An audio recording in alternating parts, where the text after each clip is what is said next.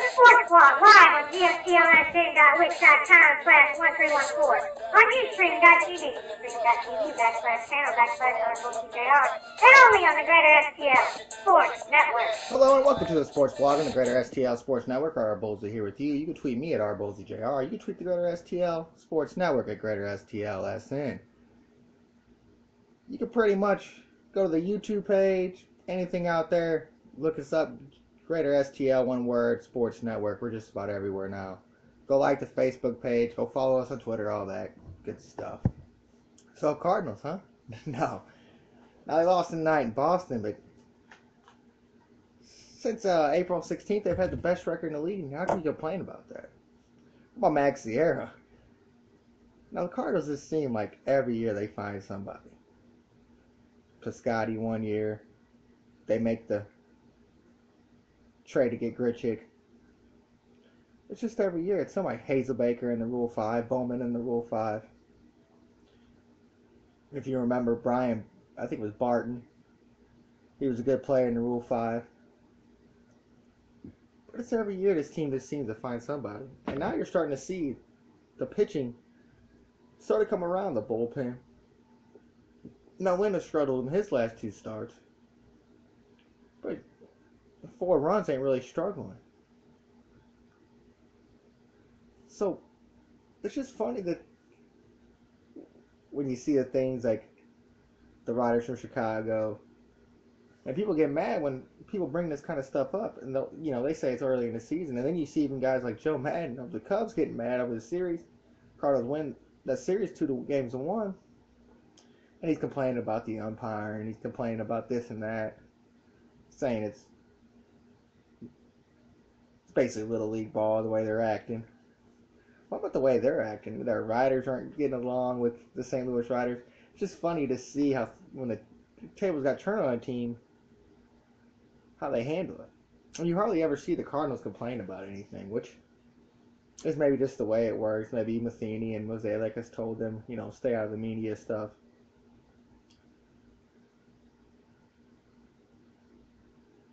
But it seems like as things come together, this could be a whole different team than we thought throughout the whole season. I mean, the defense still isn't there. Your shortstop isn't really the best defensive shortstop in the league. You're really using him for his offense, and he hasn't really been that productive all this year.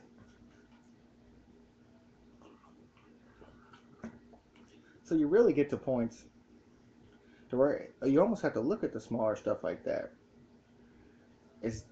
Can the Cardinals hold a shortstop that can't play defense and is not playing that good of offense? I don't know who else you'd put there. I guess you put the Greg Garcia there. Maybe you can try Colton Wong there. There's not much else they could do at this time. But that's just small apples to me. I mean, you can't really say anything bad about the offense. And you really, the bullpen's been on it. And as long as you get the pitching you've gotten all season, you really only comes down to Rosenthal and And then that's going to be a big fight of who actually closes games out.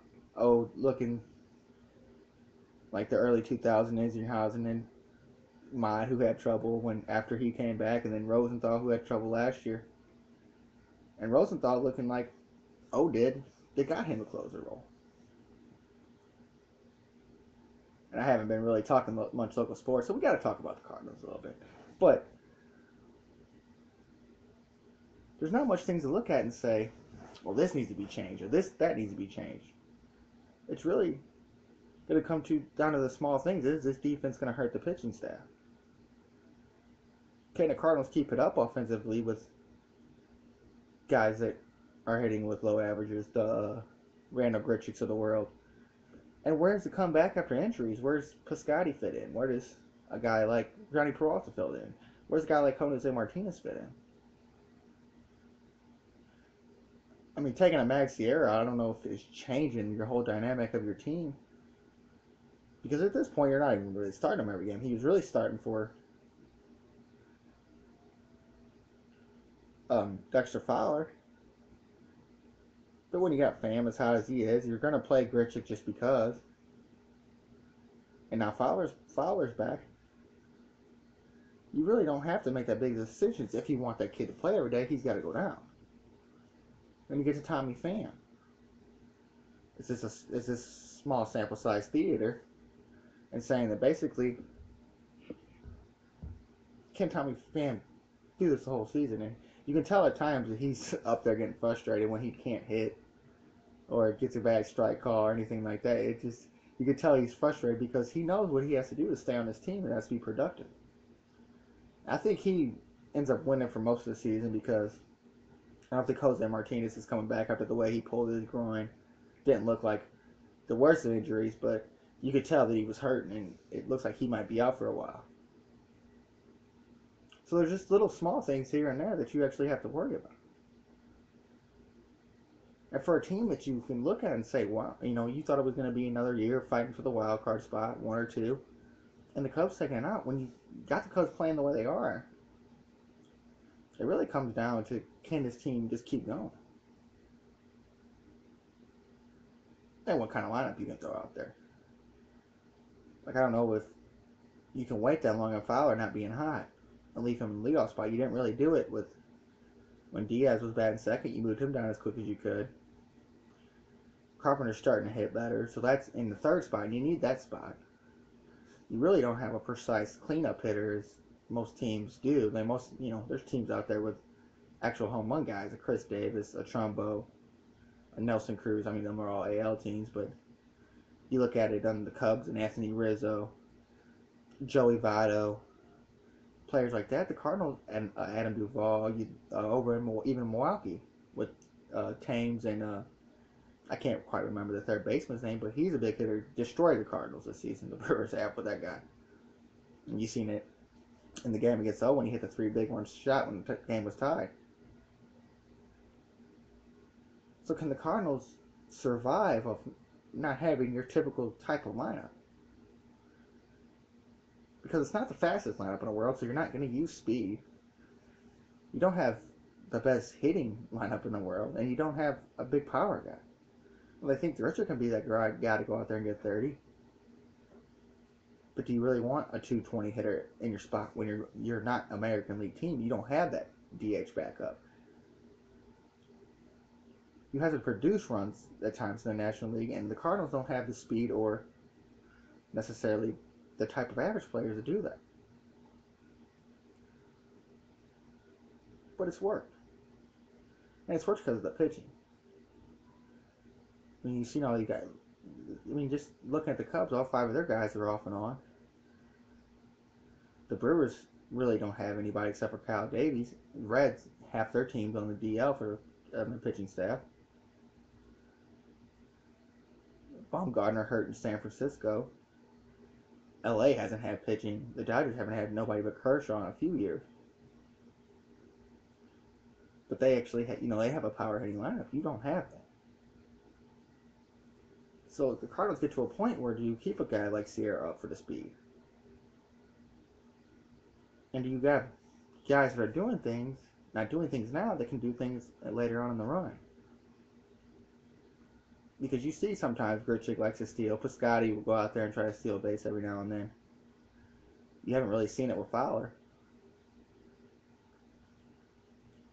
So it's just weird to see a non-typical lineup, non-typical defense,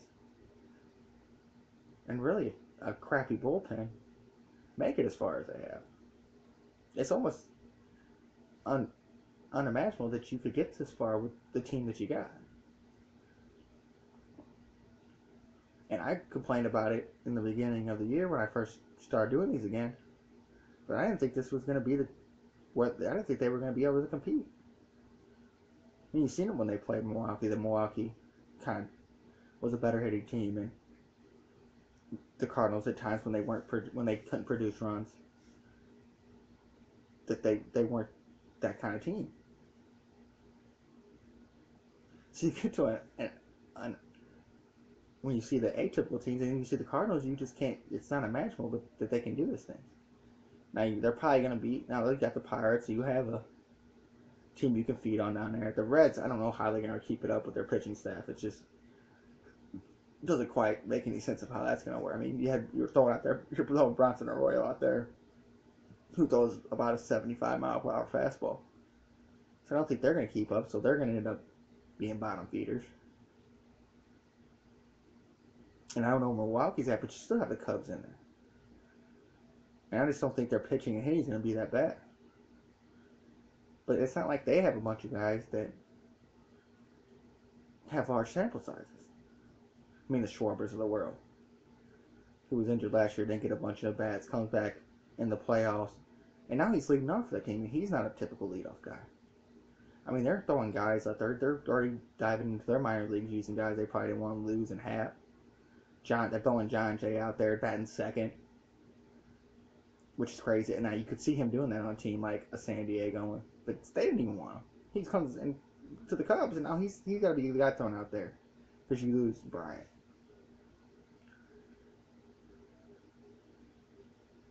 And the Cardinals have a different, it's just the way they roll. It's just the way they're rolling right now. I mean, your bitch has been phenomenal with Adams when Martinez was playing Martinez, Greg Garcia, Eric Fryer, who knew? And then the switch up between Pham and Sierra. It's not like that the Cardinals were expecting this. I don't actually know what they were. I mean, I just don't see how John Mazzea could look at this team at the beginning of the year and say Dexter Fowler's going to change his team. Because you've seen what Carpenter can do in a leadoff spot. He can go out there and bat 300 and get you home runs and RBIs. And they lost Matt Holliday, who's a big hitter. Not a guy really like most of the other left fielders in the league. The guy you're just throwing out there to find him a position. I mean, they were moving him to first base, trying to move him to first base, kind of like with Adams on the left field, just to try to give him a position to play in this lineup where he wasn't affecting him on defense. Because you had guys that could play good defense in Grichuk and Piscotty and Pham and players like that. And you seen it didn't really work out. He played most of the games in left field when he was out there.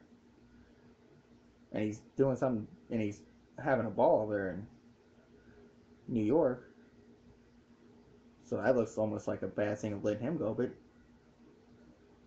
it seems like they were kind of playing around and trying to hold money.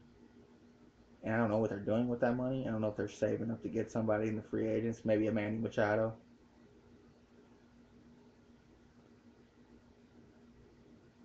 But I don't think this is the team that anybody expected.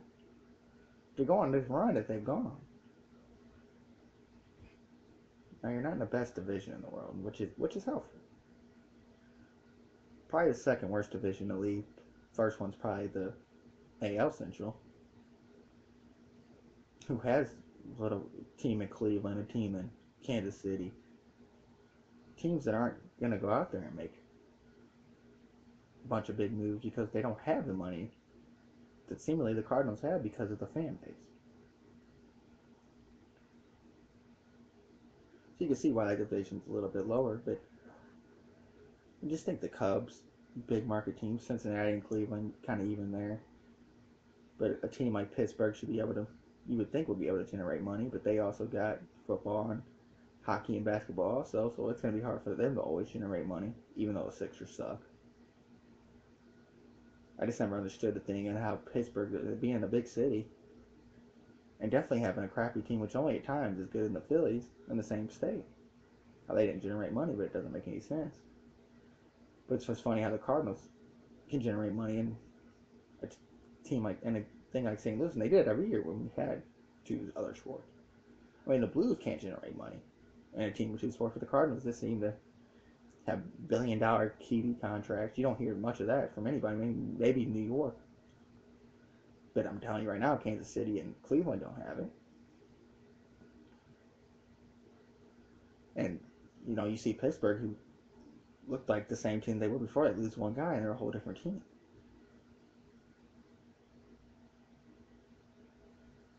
And it's something with St. Louis how the fans get a little antsy. Like, they get a billion-dollar contract, and everybody wants them to go out there and just spend all kinds of money and just do this and that because they got a billion-dollar contract. I mean, like, billion-dollar contracts over an amount of time. And it's also with doing the little shows like Pie, the Cardinals Insight. I mean, it's not just the baseball games. I mean, they show the freaking game 14 times a day. So you can see where they were aiming for. But you see how it's kind of lost on the fan support's not the best. Somebody can say that they had the record with the Cubs this weekend. Good, nice weekend to get out there and play. I see pictures. I don't know if they're true or not, but you see the pictures on the internet. You don't know if the Cardinals are filling up the stadium like they said. Most of that's tickets sold. It's not always who's in the stadium. It's about who tickets sold, and that's where you generate your money. I mean, if you're selling tickets, you're making money. So I don't know how clever they're at, and people want them to go out there and spend money. And they did a little bit. They got Brett Cecil, overpaid for Brett Cecil. I mean, you're going to have to do that to bring teams to the Midwest.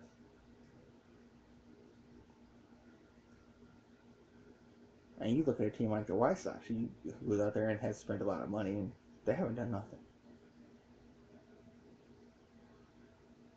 So it's got to be about scouting. It's got to be about something that make people think this team can do what they can do. And I don't know if the pitching is going to hold up. I don't know if Lance Lynn's going to be this good of a pitcher with the Tommy John surgery. I don't think Mike Leake's going to keep it up if the defense keeps playing as poorly as it is. Michael Wacha, who you don't know about, they skipped a start this week just to save innings. So there's a lot of variables that could fall apart to change the whole dynamic of the season. It just hasn't happened yet. And you thought a guy like Piscotty going down was going to hurt you. You thought maybe losing a bench player like Martinez was going to hurt you. And it just hasn't done it yet. And you just call up a single error, and he goes out there and hits 400. That's what happens to every team. You see that everywhere. No, you don't. It's all about scouting and getting the right guys in there at the right time. I mean, Sierra was great for spring training, and he was down a low A ball. Well, there's a reason for it. I mean, they do got guys like Adonis Garcia, and they do got a guy like Harrison Bader, who was high corner outfield, but I guess the Cardinals think they got better corner outfields, and he's a better center fielder than anybody else they got. And over the years, you really haven't seen that with some of the hitters. Like, you didn't really know about a Steve Piscotty. You really didn't know about a Randall Grichuk. I mean, Jose Martinez is a 10-year minor league guy. I mean, and just like I said, Mags is a AAA guy.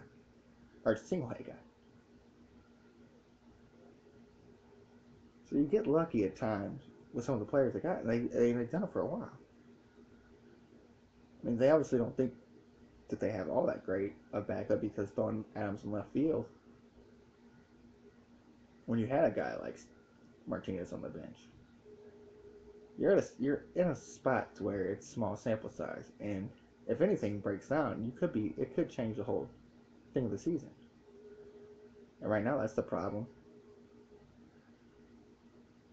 that you can't see because it hasn't happened yet. Definitely with Wainwright, the last two starts, you see him turn around, and you think it's going to be a whole different season because of the way the other pitchers pitch. Martinez also turned around. He was good in his first start, and he was bad for 3 starts, and now he's back on it. But do they have the backup when it breaks down? I mean, you do have guys like a Luke Weaver that could come up and do something. So there's a John Gant, who the Cardinals you haven't really seen because of injury. So there's pieces there that you don't know about. And you're just lucky it's worked out so far. And when you get to a point where it don't work out, it could be a whole different thing. But you're in the middle of May. Getting closer to the end of May, and they've all played this well. So I don't know where they're quite at with all that and what they can do when they hit that spot. I mean, they do have other prospects that are playing good, but do they want to waste some guys' options? Do they want to bring them up and not give them 100% of the playing time that they might need to develop? And the Cardinals always seem to be big on development. That always kind of worries me because they seem to bring up guys later in their careers when they're 27, 28 years old. And how many really years are you going to get out of that when you've been playing this guy for 5 years to develop and make trades to get these guys? You've lost players. So it's just something to think about. But you can't really complain because it hasn't broke down yet. And when it does break down, we'll see where they're at. And we'll see if they can use a guy. Maybe they find a place for a Carson Kelly. Maybe they find a place for a Harrison Bader. maybe you have to use a guy like Flaherty earlier than you want to. Maybe a guy like bringing up Luke Weaver changes the dynamic in either the starting rotation or the bullpen if you lose a guy from there. You would think they'd look at to run out at some time, but it just hasn't yet. And hey, we'll keep it going as long as they have. And I said I wasn't going to talk about the Blues as much after the season. Well, they made a little news today. They fired a bunch of coaches, including Ty Conklin, who was the goalie coach after the Blues fired their guy when they fired Hitchcock. And just a couple minor tweaks here and there. I don't know if that's a Yo decision or a Doug Armstrong decision. I don't know what coaching does. And maybe they're working something in here where they're getting another guy like they did with Yo. They're getting another guy in here, not to replace Yo, but a different kind of dynamic with this team and the way they want to play, because most of these guys were Hitchcock guys. Now, they had a guy on the staff, which I looked at, was with Minnesota for a few years, and it kind of just opened my eyes a little bit when they were, they took him off the roster. They fired him as a coach when he was a Mike Yo guy. Now, they also messed around their affiliation with it, what I thought was going to be a big thing. But really, it's not. Really, Chicago's going to be the primary affiliate of the AHL, for the Golden Knights when they come into the NHL. And really, the Blues keep all their players and the Golden Knights keep all their players. And really, it's just a helping out each other thing. And they did it before. This is basically the same thing they did when they lost Peoria over the Blackhawks and picked up the Wolves. Now, I don't know if maybe there's expansion in the AHL that we don't know about. They said they're not going to look for another team until next year. And I don't know what happens in the expansion draft, to where maybe that they're working something out where maybe the Golden Knights have talked to the Blues and they have players they want in the AHL, and there could be things going on. It's funny to me. It's not really big news per se, but it seems like it could affect things down the road. Like, if you don't have a backup team, where do you send some of these players? And what happens when you get a new team? Like, are you moving your prospects to that team? I mean, it's something to dig into a little bit more if I knew what the hell I was talking about, but I don't. And it's basically, that's all it said. It basically said the Blues keep their guys, the Knights keep their guys, but Chicago just becomes the main affiliate, and the Blues will look for another one. I guess it helps the Blues in that they don't have to pay for it as an affiliate. If you're going to pay for the minor league team and everything that goes with it, same thing the Cardinals do when Memphis, same thing that the other teams did when there was NFL Europe. So you're paying for something there. But does it cut the Blues' bottom line? Is this a different way when you got two teams running the same NHL thing? You split the money in half then. Does that help the Blues' bottom line when they go out and get key free agents, which I don't think is going to happen anytime soon unless somebody big goes on the roster, which I was looking at a projection for the roster today, and they still got Berglund. They say they're going to hide Berglund. I just don't understand that whole thing. You're holding contracts that you're overpaying guys, and you're holding these contracts. It doesn't quite make any sense. Now, is Vegas going to go out there and put a bunch of $5 million title contracts on their team off the bat? No. But maybe they want some veterans. Maybe they want to take some veterans and help you out with your money. And maybe that's something that, I don't know, going out with this affiliation. Which all you can say, if it works in the Blues' favor, it works in the Blues' favor, which would be great. But it's a small little news. You fire some coaches. I mean, it happens every year. You're going to go through guys here and there on the coaching staff. And the Blues seem to play around with the AH affiliate a lot. I mean, it wasn't that long when you had Peoria and you caught on with Chicago. But it's just something that maybe helps the bottom line. And if it works out for the Blues in the long run, I mean, is it really something to complain about? Maybe because it helped the bottom line. Does it help them get actually make some money for a team that needs it in all times. So just something small there from the Blues. Now, I caught onto a story. We'll stick with St. Louis for a minute. But I caught onto a small little story about something that happened with that Kings Highway Bridge that just reopened. And everybody's probably seen it, but it's just funny to me, and I figured I'd talk about it on the show. But this is from the Rare Fun Times, who hates St. Louis. Not really. Not as bad as the Best Fans of Baseball account, which is hilarious. But it's just something. On Saturday, the joys of St. Louis commuters.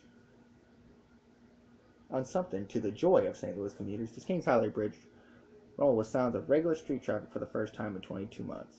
As we noticed last week, the bridge reopening required a buzzer-beating effort by city workers who apparently were still laying asphalt down as early as Saturday morning. Only problem is they missed a spot, a car-shaped spot. Indeed, it appears that at some point Saturday morning, workers paved a small portion of Shaw Avenue near the north end of the bridge and were confronted with an unexpected obstruction of the road, a blue Kia hatchback.